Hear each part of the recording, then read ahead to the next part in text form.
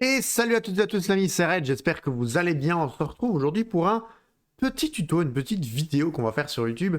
Cette vidéo a pour but de vous expliquer comment fonctionne la GVGO sur Summoner's War. Alors, je vais tout de suite passer sur Summoner's War sur le jeu et je vais expliquer pourquoi je tourne cette vidéo de cette manière, vous allez comprendre. Alors attendez, je me mets tout de suite, hop, sur Summoner's War, voilà, me voilà, je suis redevenu petit et nous sommes donc sur mon propre compte. Nous allons faire un tuto où nous allons essayer de décortiquer en plusieurs parties, en 4 parties si je dois vraiment le segmenter, sinon 3 parties vraiment importantes, segmenter le contenu de GVGO pour essayer tout simplement de s'améliorer. Alors le but, dans un premier temps, était de faire une vidéo pour aider les membres de notre guilde, de la guilde à clic. Si vous ne faites pas partie de la guilde à clic, ces conseils évidemment s'appliquent également pour vous. D'accord? Alors, ce qui se passe, c'est que pour tous ceux qui sont intéressés par la vidéo complète, car ceci est un peu un résumé, un condensé de toutes les informations que nous avons pu dire avec Heather ce week-end, ce dimanche, nous sommes actuellement mardi quand je tourne cette vidéo. La vidéo complète avec l'ensemble des propositions qu'a fait Heather et l'ensemble des discussions qu'on a pu avoir se trouve dans la description de cette vidéo YouTube. Je préférais vous faire un petit condensé parce que la vidéo entière dure 1h40, je pense plus ou moins. Je trouvais ça lourd, je trouvais ça indigeste. Et donc, j'ai préféré faire un petit condensé, j'ai pris mes notes, regardez, j'ai pris mes notes, je triche, j'ai fait un petit peu des petites notes par rapport à ce qu'on avait dit avec Heather. Je monte cette vidéo, sachez qu'Heather valide cette vidéo. Si vous voyez ceci, c'est qu'Heather l'a validé. Merci à toi Heather du coup d'avoir validé ce contenu. Nous allons donc attaquer le contenu GVGO en plusieurs étapes. Alors, première étape, la partie tout simplement qui concerne la GVGO en elle-même. Qu'est-ce que c'est la GVGO? GVGO, c'est un contenu de guilde.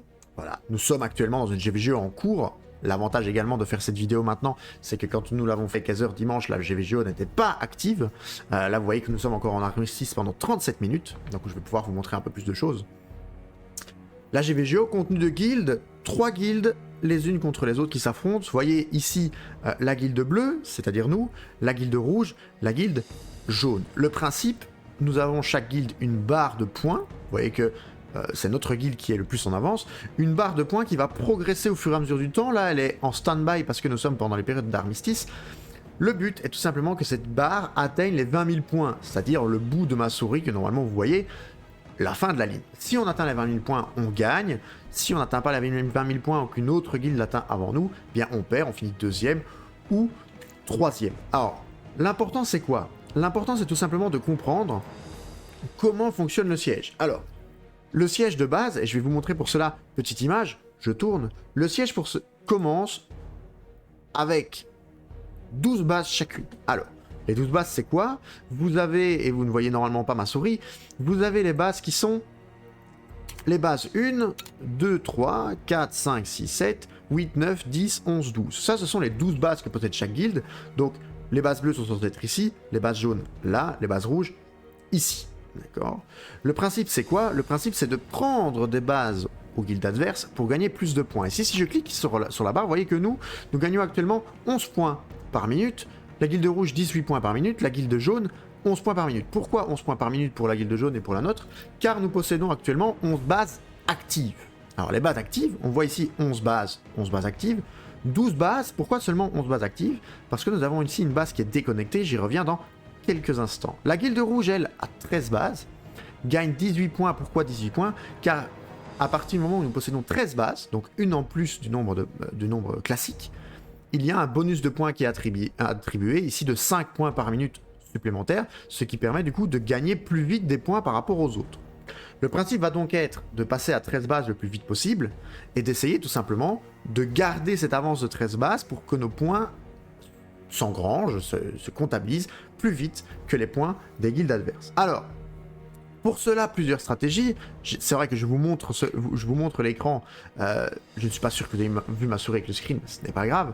Sur le screen que vous voyez quoi? Vous voyez que les bases 12 et 8, je les ai entourées en vert. Pourquoi? La base 12 que vous voyez entourée en vert ici est normalement une base rouge. La base jaune que vous voyez par là, la numéro 8, est une base jaune de base. Ces bases-là, ce sont quoi? Ce sont des bases 4 étoiles. J'y reviendrai quand je retirerai mon screen.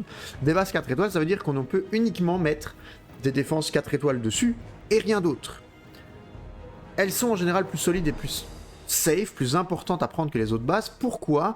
Parce que vous voyez que de la base 8 jaune qui est en bas de ce côté-ci, partent 2 liens vers les bases bleues. Les liens vont nous permettre d'attaquer une base. Il est impossible d'attaquer une base s'il n'y a pas un lien qui part d'une de nos bases vers une des bases adverses. Ce qui est également vrai, c'est que si une de nos bases, n'est pas reliée à l'ensemble de nos bases et à notre quartier général, vous ne pouvez pas voir le nôtre car il est juste derrière moi, les quartiers généraux, ce sont ceux qui sont entourés en jaune là-bas et là-bas, d'accord? Vous voyez pour les quartiers généraux rouge et jaune. Si nos bases ne sont pas reliées aux quartiers généraux, c'est l'exemple de la base 12 qui est entourée en vert en haut à gauche, eh bien cette base ne va pas comptabiliser de points, elle ne va pas être comptée comme une base active. Plus vous avez donc de liens, plus vous avez de chances de conserver une base. Vous voyez ici que pour récupérer cette base 12 et qu'elle soit à nouveau comptabilisée, il nous suffirait par exemple de tomber la base 9 sur laquelle il y a une petite cible entre le rond vert et le rond rouge, ou de récupérer la base 8 qui possède encore toutes ses défenses. La première stratégie est donc potentiellement de se diriger vers les bases 4 étoiles pour essayer d'avoir rapidement une 13e base qui soit solide à défendre. L'autre possibilité consiste à prendre les bases que j'ai entourées en rouge, les bases qu'on appelle 10, bases, je vais me permettre de retirer le screen, bases qui sont en général des bases light and dark. Alors ici je ne sais pas ce qu'ont fait les autres, les adversaires n'ont pas mis des défenses light and dark, si, de temps en temps, voilà, vous voyez un light and dark, un autre light and dark, non ça c'est un rouge, je pense que c'était la skin light and dark, un autre light and dark ici, ce sont en général des défenses un peu plus fun. Mais si on est sûr de rouler sur la GVGO, on peut se permettre d'attaquer ces deux bases-ci, parce que vous remarquez qu'en prenant la base 10, nous avons facilement accès à la base 6 qui est ici, à la base 5 qui est ici, mais également à la base 9 qui est de l'autre côté normalement de notre map. Normalement, la base 9 ici n'est accessible que pour les jaunes et pas pour nous.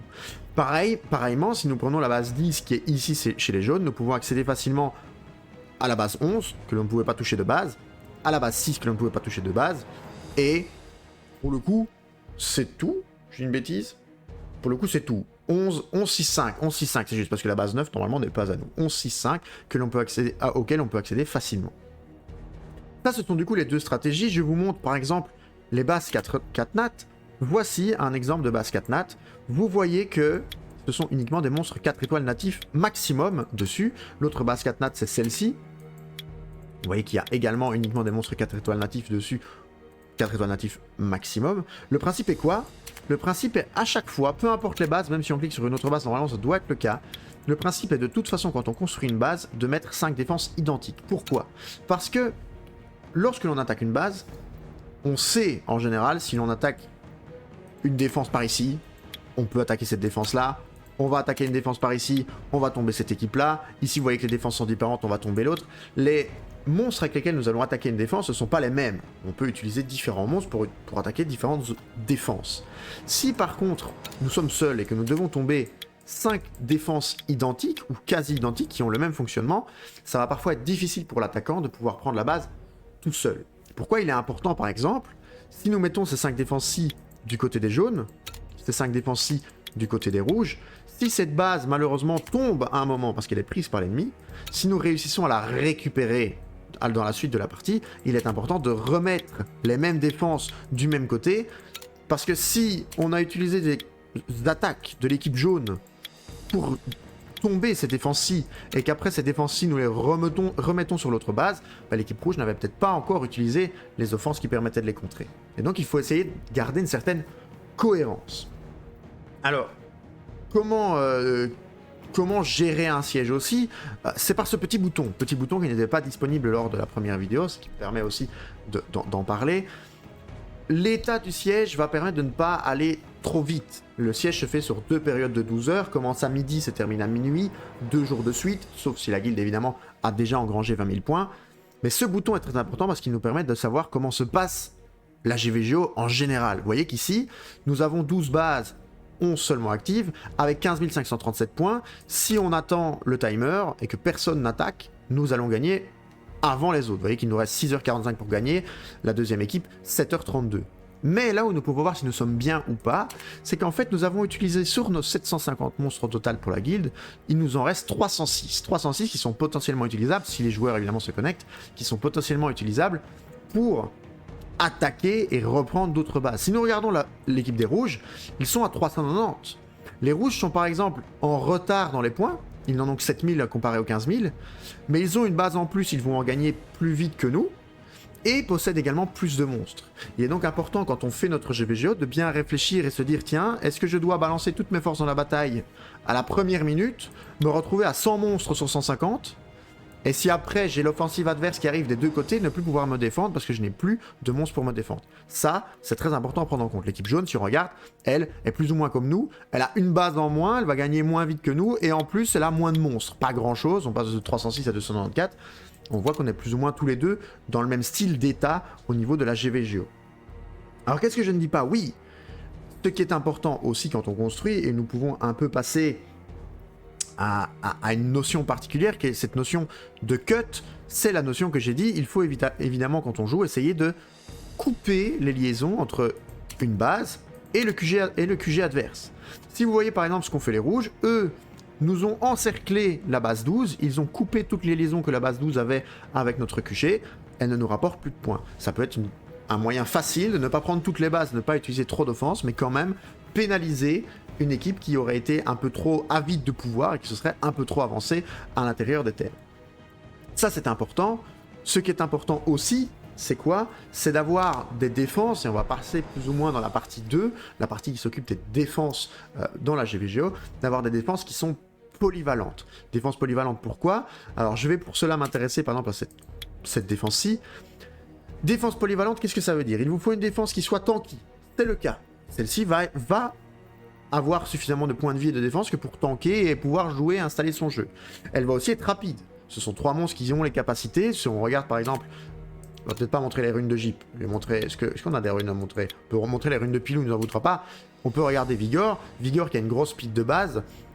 On peut lui ajouter pas mal de speed et éventuellement jouer en premier avec un Vigor. Ici, le cas de Pilou, ça ne sera pas le cas.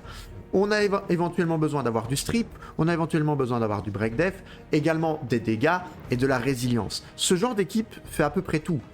Mais ce n'est pas parce qu'une équipe fait tout qu'elle n'est pas contrable. Toutes les équipes sont en général, et ça Heather a bien insisté dans la première vidéo, toutes les équipes sont en général tombables, plus ou moins facilement, si on possède les bons monstres. Le but est seulement de maximiser nos chances, de gagner et de poser problème à l'adversaire, que ça soit aussi bien sur nos runages, ou sur la possibilité qu'a le monstre à avoir un peu de chance. Alors ce n'est pas forcément le cas ici, sauf si nous avons du violent.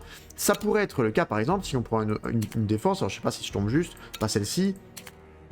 Celle-ci, où est-ce que nous avons une Syrah Tina, où est-ce qu'on a une Syrah Orion? Par exemple ici. Vous voyez qu'ici, ce monstre-là particulièrement, Orion a de grandes chances de manipuler un petit peu, de surprendre l'adversaire. Pourquoi? Le but va être luck-sack, c'est un terme qui permet de jouer avec la chance. Le principe va être de runer potentiellement des monstres de manière différente, c'est pour ça que je ne vais pas montrer le Orion Pilou, runer potentiellement des monstres de manière différente, et aussi jouer sur le fait que ces monstres peuvent être surprenants. C'est le cas par exemple des maîtres des dés qui peuvent rejouer à l'infini, c'est le cas du Orion qui sur sort 1 peut également rejouer, on peut montrer la mécanique du Orion pour ceux qui ne le connaissent pas, si on montre mes runes, j'ai aucun problème avec mes runes, je suis à 0 offense. Où est-ce que je suis? Je vais pas faire un très gros score, c'est pas trop grave. Je suis là. Si on regarde par exemple Orion, oula, Orion, vous voyez, voilà, pas très rapide, mon Orion est très très mal ruiné, mais Orion a 20% de chance d'obtenir un autre tour. Ça peut surprendre l'adversaire. Vous avez également différents moyens de ruiner certains monstres. Orion pourrait être, c'est pour ça qu'Heather m'a critiqué mon Orion, en violent avec une speed de plus ou moins plus 150, ou en rapide avec une speed de 200, ce qui va surprendre l'adversaire. Il ne sait pas comment est ruiné le monstre, et il ne sait pas comment il va pouvoir le contrer. Ce runage-là, je pense, est contrable par tout et n'importe quoi. Mais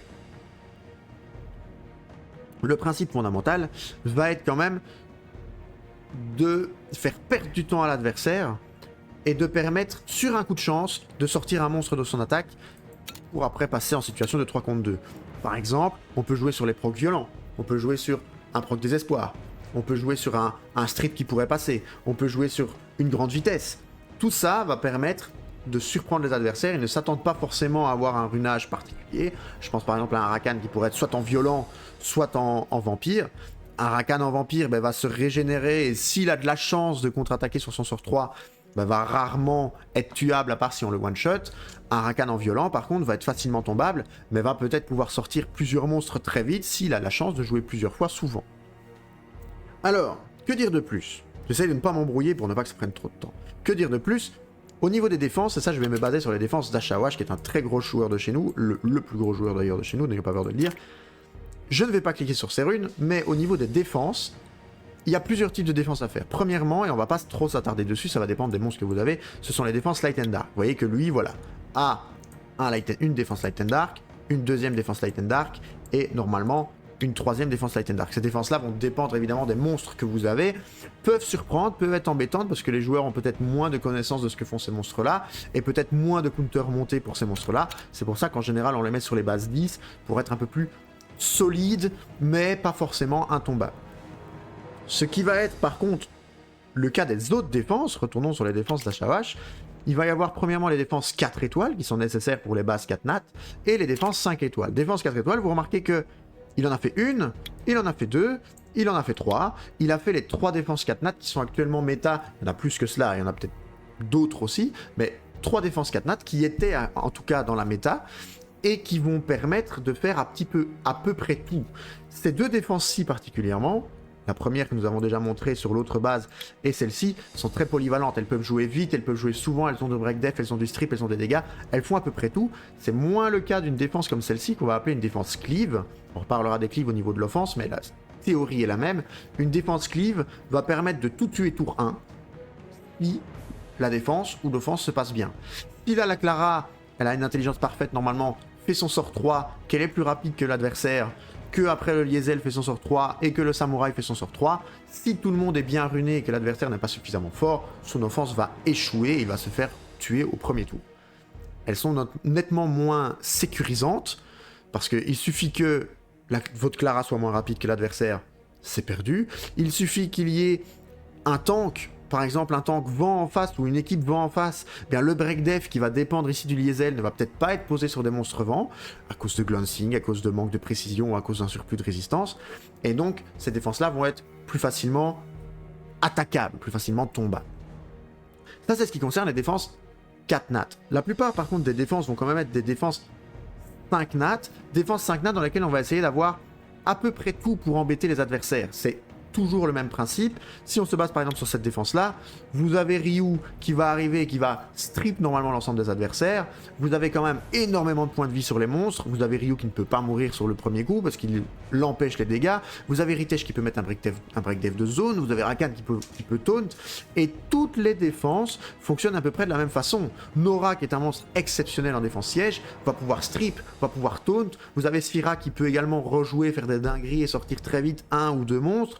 Vous avez des défenses qui sont très polyvalentes comme celle-ci, qui marche bien, parce qu'on aime bien avoir un Kmoon qui peut être en violent, en rapide, pouvoir rejouer, on n'a pas forcément de soins, il va mettre du shield, nous allons avoir le shield de la basse-tête qui va pouvoir peut-être jouer avant l'équipe adverse, nous avons Odin qui peut one-shot littéralement n'importe quoi, presque, évidemment, les Laika, il ne va pas pouvoir les one-shot, mais le principe des défenses va à chaque fois être d'avoir de la survivabilité, d'être très résistant, et de pouvoir surtout être polyvalente. Vous mettez une défense qui est uniquement des gros tanks, mais qui ne fait aucun dégât, vous allez difficilement pouvoir tomber l'offense adverse.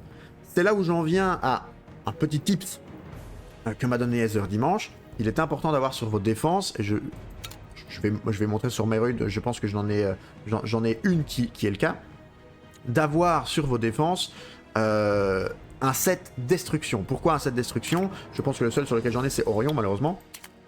Cette destruction qui va permettre, si le combat perdure et si votre équipe tank, de détruire petit à petit les PV max de l'adversaire et de permettre à arriver à un moment à tuer sur un one shot un des monstres, voire les autres monstres pour gagner le combat. Un petit set destruction en défense, c'est toujours pas mal, d'après Heather, et je pense qu'il ne dit pas de bêtises.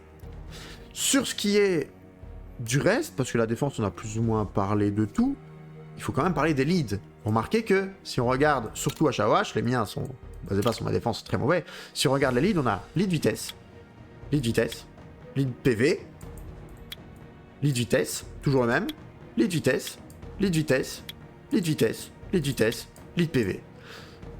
Le dernier, lead PV. Nous allons en fait avoir en majorité du temps des leads soit PV pourcentage, soit vitesse. Pourquoi? Parce que vous allez avoir des leads vitesse pour pouvoir surprendre l'adversaire, essayer de passer et de jouer avant lui pour l'empêcher de mettre en place son setup, son offense, ou des leads PV pourcentage, ce qui va rendre les offenses, par exemple, si on regarde cette équipe cette équipe-ci. Où est-ce qu'il a un PV pourcentage PV pourcentage, où est-ce qu'il est, il a ici. Qui va rendre l'équipe difficilement clivable. Le principe est quoi? D'avoir une équipe qui est déjà énormément de points de vie de base. On peut se baser aussi sur cette défense-ci. Hein. Elle a énormément de points de vie de base. Avec un buff PV%, vous allez difficilement pouvoir one-shot ça. C'est possible, mais difficilement pesable. Par exemple, difficilement Lucienne. Pourquoi? Si votre Vigor est plus rapide que l'équipe adverse, vous allez avoir le Vigor qui va poser l'anti-crit, qui va empêcher le Lucienne peut-être de tuer quelqu'un. Et en plus, vous avez Harmoniac et Feu, le Lucienne va peut-être glancing dessus. Cela rend l'équipe beaucoup plus tanky. Si vous n'avez pas de lead PV%, un lead vitesse fera parfaitement l'affaire pour essayer de jouer avant et d'empêcher l'équipe adverse de jouer. Parce que plus vous jouez, surtout si vous jouez avec des monstres qui peuvent le sac, plus vous jouez, plus vous allez avoir des chances de sortir potentiellement un monstre adverse très vite. Et ça va augmenter grandement vos chances de victoire. Je pense que niveau défense, je relis un peu mes notes, hein, mais je pense que niveau défense, j'ai fait à peu près tout. Nora, on en a parlé. Les cleaves en def va être difficile parce qu'on peut facilement les contrer. Cette destruction, j'en ai parlé. Je pense que sur ça, nous sommes bons. Heather validera. La partie 3 et 4, c'est quoi? Partie 3, ce sont un peu mes offenses. Alors, je vais pas forcément en parler parce que mes offenses sont nulles. On a passé un petit moment avec Heather sur mes offenses. J'essaie de toutes montrer. Comment est-ce qu'on peut partir?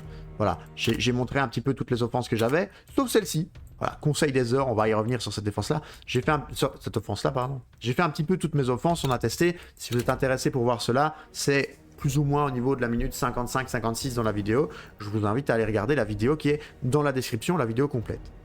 Pour ce qui est du reste, et là on va parler des offenses en général, le principe c'est quoi? Alors, le principe est d'avoir en général des offenses Bruiser. Pas toujours. On va d'abord parler des offenses cleave, et puis on terminera sur les offenses bruiser qui sont en général ce qu'on fait. Offense cleave, Heather nous en a conseillé 2-3, je les ai notés. Heather nous a conseillé des offenses du coup cleave, par exemple cleave c'est quoi? Et je vais le montrer, et je peux faire un test sur une défense d'Ashawash parce que ça n'avait pas fonctionné une fois.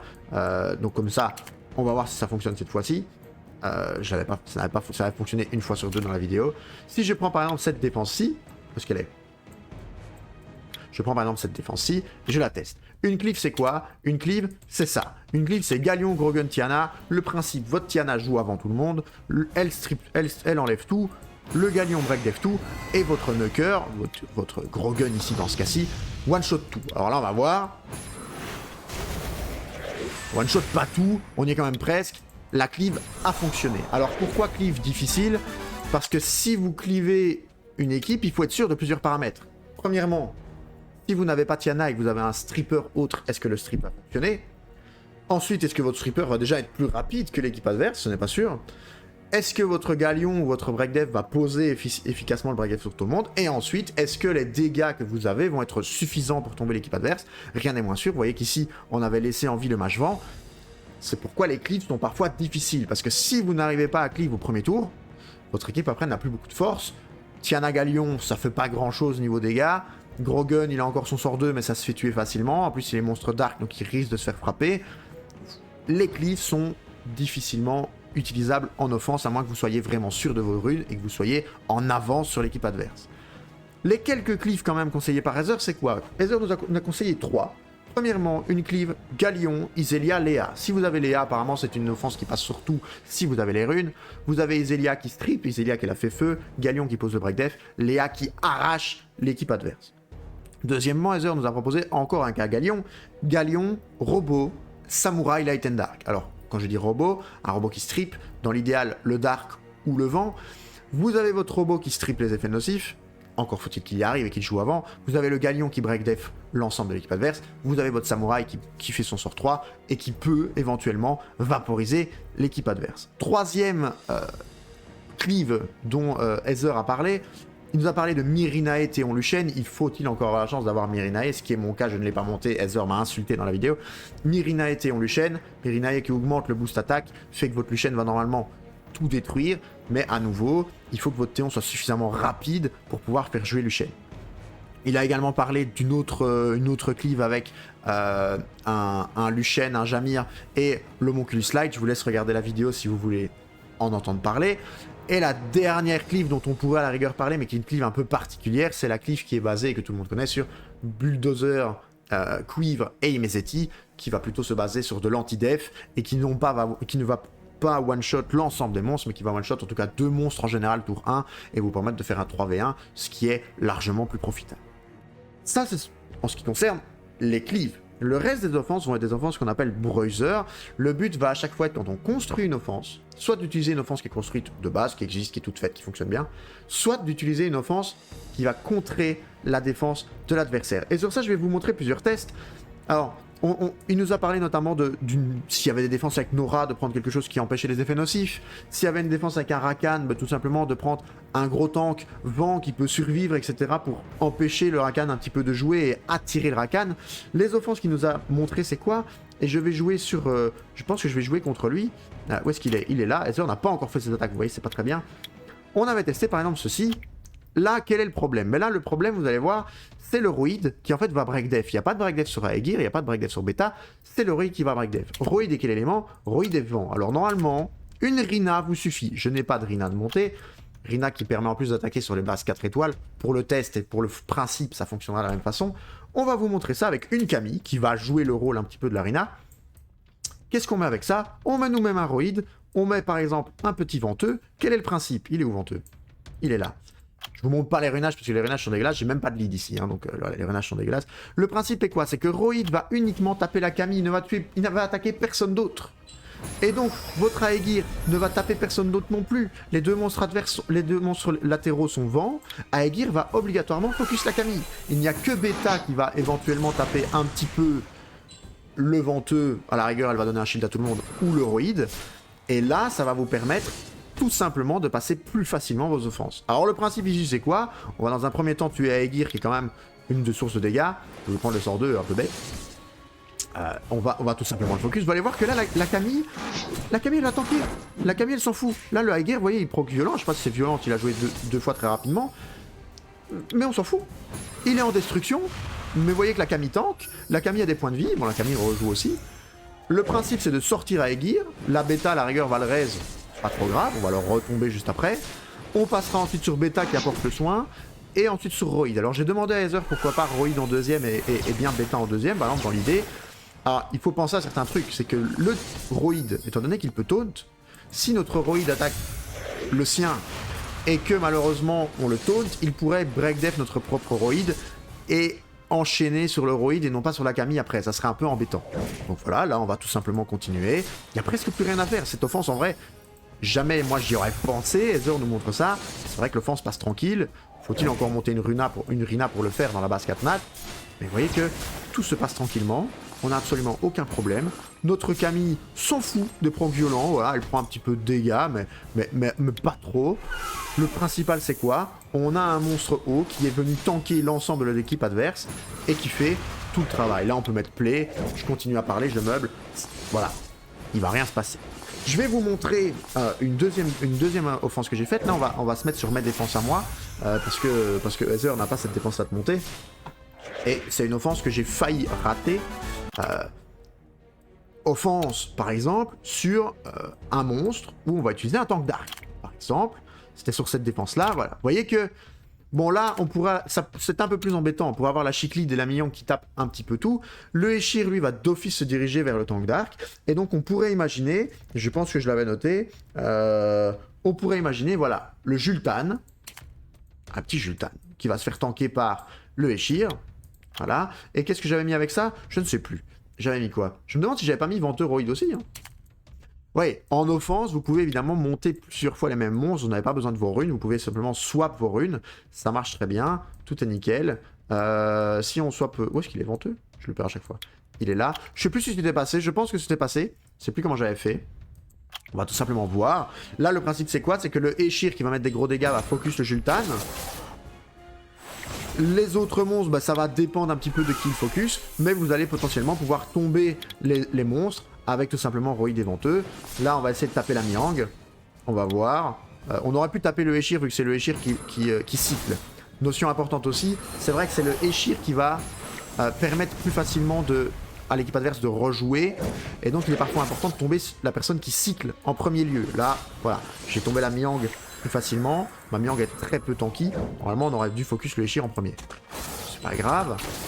Là, vous voyez que là, il est mort. Mais normalement... on est suffisamment bien que pour pouvoir en sortant mi-ang que pour pouvoir gagner quand même. On va voir. J'attaque ma propre def, ça serait con de perdre contre ma propre def.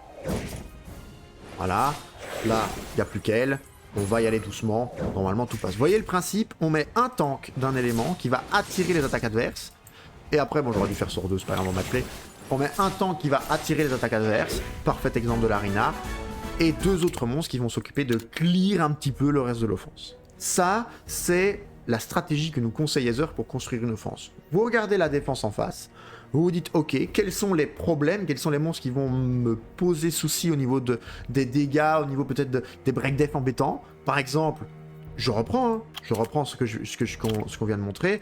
Par exemple ici, le Roid, qui est le seul monstre qui break def. Eh bien, si on se base sur le Roid, qui est le seul monstre qui break def, on prend un monstre haut, plus aucun break def possible sur d'autres monstres que notre tank haut. Tant qu'on arrive à le faire survivre, Camirina, normalement il n'y a pas de problème, et que les autres monstres peuvent tuer ce qu'il y a sur le côté, notre offense va passer tranquillement. Alors, pour terminer cette vidéo, j'ai quasi fini, j'espère ne pas avoir pris 1 heure.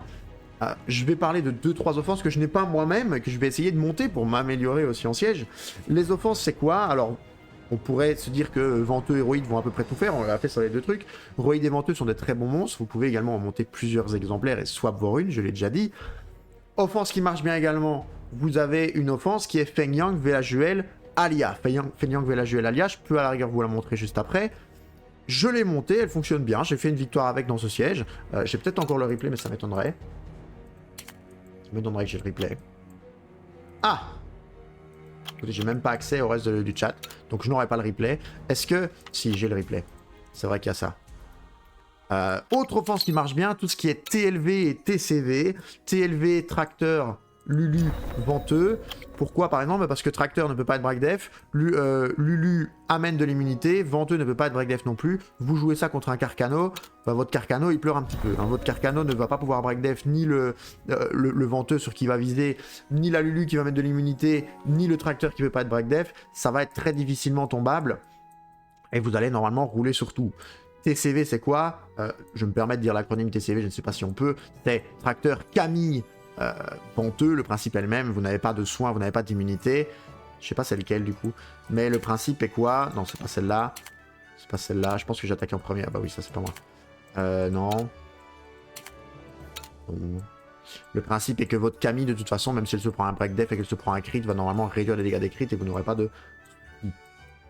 Ouais, voilà. Par exemple, voilà. Offense Velajuel. Là, j'ai attaqué vraiment quelqu'un de la guilde adverse. On va se laisser sur ce combat-là et on va attendre sur ça. Vous voyez que là, le principe... Alors, j'ai pas de will, je devrais avoir du will, mais j'ai 100% de résistance sur Mahalia, donc elle a résisté. Le principe est quoi? Vous allez avoir vraiment quelque chose de très tranquille, très résistant. Vous voyez les dégâts, voilà. Là, il a passé tous ses sorts de dégâts. Il a fait le sort 3 de sa Savannah, il a fait le sort 2 de son Kaki. On s'en sort bien. Et là, bon, j'ai décidé, moi, de focus. Je sais plus qui j'ai focus. Je pense que je suis passé sur Savannah quand même. Je l'ai one-shot assez facilement. Et en fait, l'offense se passe lentement, mais l'offense se passe bien. Voilà, là, on met l'immunité. Il n'y a plus aucun problème à avoir. Et je pense, voilà, que mon Feng Yang est un peu proc. On est passé sur la Savannah. Il est un peu beaucoup proc. Et vous allez passer, plus ou moins, cette offense-là. Apparemment, si elle est bien runée, passe plus ou moins tout. Moi, évidemment, elle n'est pas tip-top runée. C'est un premier runage que j'ai fait. En tout cas, j'ai runé ça hier. Ça s'est bien passé sur cette offense. Et vous voyez que là, j'ai absolument aucun stress. J'ai personne qui perd de points de vie. J'ai tout le temps des buffs sur ma Alia. J'ai tout le temps des buffs sur mon Feng Yang avec un boost def, un contre-attaque. J'ai aucun problème à me faire. Je vais accélérer un petit peu parce que je pense que le combat dure un peu longtemps quand même. Ok, je sais plus. Bon, il dure pas si longtemps que ça. Si, il dure un peu longtemps parce que j'ai juste lu plusieurs fois, mais... Et vous voyez que là, aucun problème. Petite offense gratuite. On n'a même pas perdu un monstre. On n'a même pas perdu de points de vie. Tout s'est bien passé. Ça, c'est le but d'une offense à construire en général. Voilà, je pense avoir tout dit, je pense avoir tout montré. Les amis, je ne vais pas vous retenir plus longtemps. J'espère en tout cas que ce tuto vous aura plu. Je vois que sur mon logiciel, que ça fait 35 minutes. C'est déjà beaucoup moins indigeste qu'un tuto d'1h40. J'espère que j'aurai été compréhensible. Si vous voulez voir la vidéo entière pour entendre les conseils d'Aether et peut-être entendre certaines choses que je n'ai pas dites, je vous invite tout simplement à aller dans la description de la vidéo. Il y aura tout simplement un lien vers une vidéo non répertoriée qui sera la vidéo complète de ce qu'on a dit avec Aether. Je ne mettrai même pas de coupure pour faire le début, etc. où on fait les tests son. Je vous mettrai tout et vous aurez accès vraiment à l'ensemble des discussions. Voilà. J'espère que ça vous a plu. J'espère que vous allez pouvoir progresser sur vos prochains sièges.